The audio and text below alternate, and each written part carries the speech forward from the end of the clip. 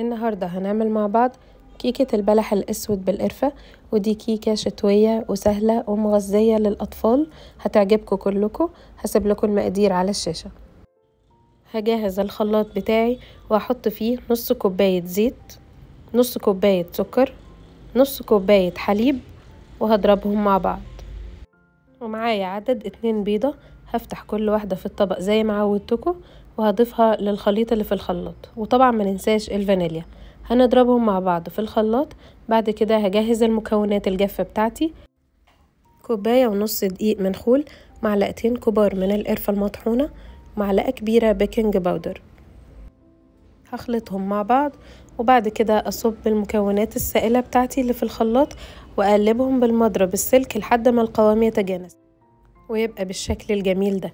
هجيب القالب بتاع الكيك وفيه مكعب من الزبدة وهدهنه وأرش رشة قرفة صغيرة ومعلقة كبيرة من السكر، وأجيب أنصاف بلح أسود متقشر ومنزوع النوى ومقسوم بالنص.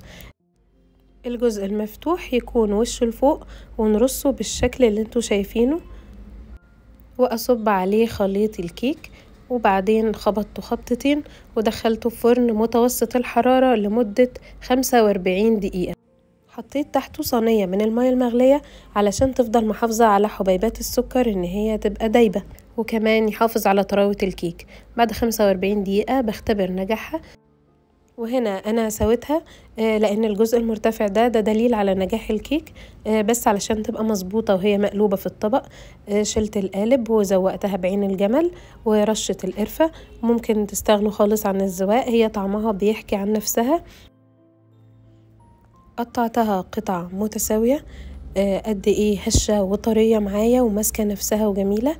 شوفوا قوامها جميل ازاي. اتمنى ان الفيديو يعجبكم. ما تنسوش اللايك والشير والاشتراك في القناة. كان معاكم ندى جمال.